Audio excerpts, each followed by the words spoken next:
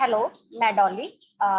मैं शक्ति शाननी के साथ एज अ काउंसलर काम कर रही हूँ। शक्ति शाननी जो है 1987 से gender and sexual violence survivor के साथ काम कर रही है।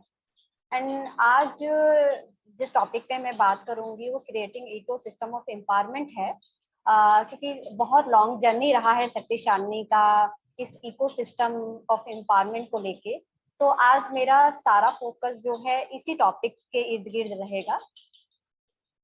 तो अगर हम क्रिएटिंग इकोसिस्टम की बात अगर हम करते हैं तो मेरा जो अनुभव सर्वाइवर के साथ रहा है, तो पहले आई थिंक मुझे लगता है कि सबसे इम्पोर्टेंट एक्सपेक्ट है कि एजेंसी, सर्वाइवर की एजेंसी।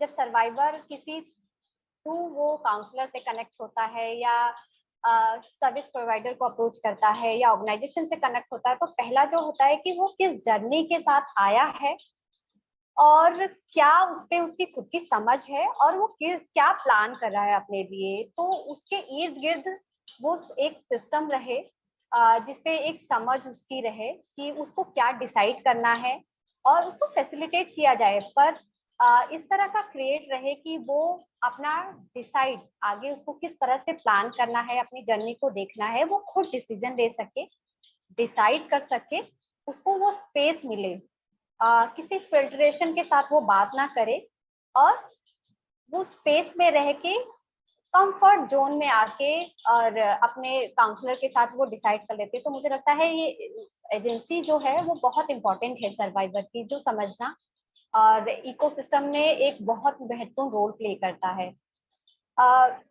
दूसरा मुझे जो लगता है वो है एक इकोसिस्टम को किस तरह से डेवलप किया जाए सर्वाइवर के लिए।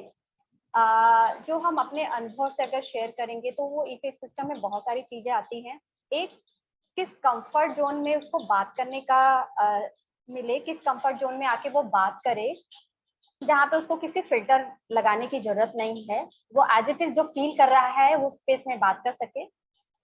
सेकेंड थिंग कि जिस स्पेस में वो रह रहे हैं, अगर जिस स्पेस में रह रहे हैं, चाहे वो अपने घर पे रह रहे हैं, नेटल फैमिली में रह रहे हैं, मैरिटल फैमिली में रह रहे हैं या किसी शेल्टर होम में रह रहे हैं, उस स्पेस के इर्द गिर्द उसको किस तरह से वो है कि कोई इस तरह से इकोसिस्टम क्रिएट करना कि अगर फैमिली में है तो फैमिली में कोई सदस्य है जो उनकी बात को सुनते हैं, या अगर वो कहीं और किसी और फ्रेंड से क्लोज हैं उसको कनेक्ट करना, या वो शेल्टर होम के किसी सेफ स्पेस में आके रह रहे हैं, उन्होंने वो कुछ डिसाइड करके अपने घर से निकले हुए हैं, उस स्पेस में रह रहे हैं, तो उस स्पेस में रह के उनको जो है किस तरह से उनके एक इमोशनल और फिजिकल स्पेस को लेके उनको कनेक्ट करना। इमोशनल स्पेस में अगर मैं बात करूं कि उस स्पेस में रह रहे हैं तो क्या वो स्पेस में बहुत कंफर्टेबल हो पा रहे हैं या उनको और सपोर्ट की जरूरत है, उनके आसपास जो लोग थे वो किस तरह से उनसे वो कनेक्ट हो पाए, कोई फ्रेंड है जिसके थ्रू वो बहुत इमोशनली कनेक्टेड हैं, जिससे उनको रिलीफ मिलता है बात करके, क्या उनसे किस तरह से उनको कनेक्ट किया जाए। तो इस इकोसिस्टम में वो सारे लोग आ जाते हैं जो कहीं ना कहीं उस सर्वाइवर को अलग अलग तरीके से उसको मदद कर रहे हैं।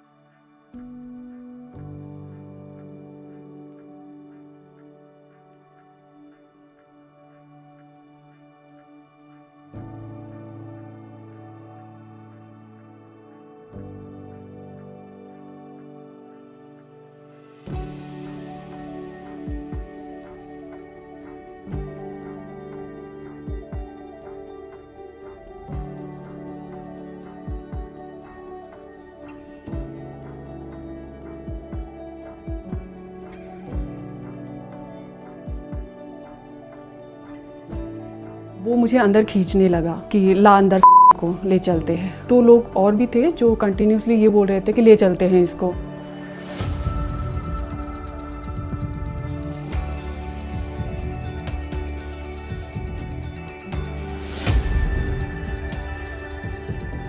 ये चारों लोग मेरा हाथ पकड़ के मुझे खींच के और वहाँ पे गाड़ी खड़ी थी, उस गाड़ी में अंदर डालने लगे।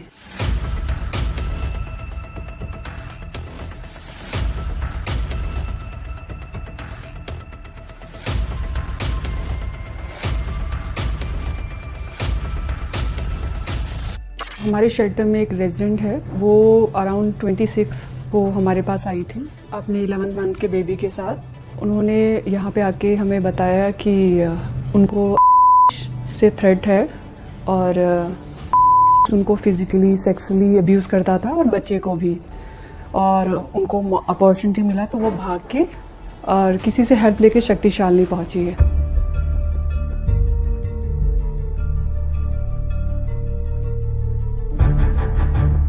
मैं अराउंड 6-6:20 के बीच में जहाँ से मैं बस लेती हूँ, तो वहाँ पे 2 फीमेल थी और जिन्होंने मेरा हाथ पकड़ा, और एक और लेडी थी जिसका नाम मुझे नहीं पता।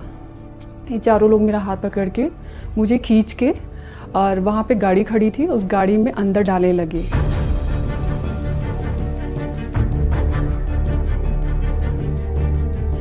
आई थिंक 45 to 1 घंटे के बाद पुलिस आई है। उन्होंने फिर आते ही सारा मामला उन्होंने फोन स्नैचिंग का करने लग गया है कि अच्छा आपका फोन स्नैच हो गया है, तू फोन दे दे फिर केस हम खत्म कर देंगे, तू इस तरीके से मत कर।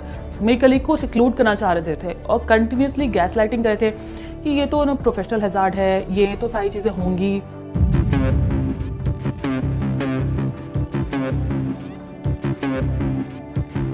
किडनैपिंग होगी तो किडनैपिंग करेंगे, स्टॉकिंग होगी तो हम स्टॉकिंग भी करेंगे, और यदि कुछ नहीं होगा तो कुछ भी नहीं करेंगे।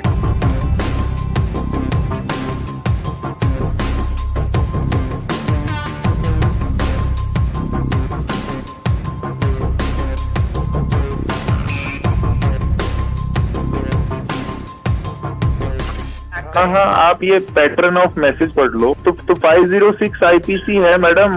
आप यदि हेल्प कर सकते हैं तब तो बहुत ही बढ़िया है। को आप कन्विंस कर लो कि मुझे ये चीज on record they they.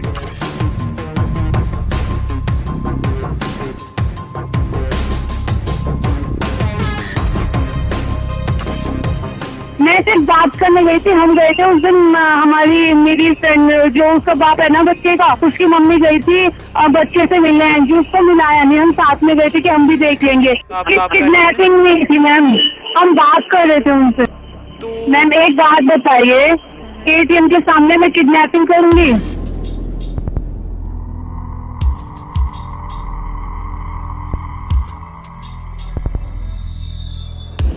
This is definitely unprecedented. We have had difficult cases, we have had difficult times, but nothing of this.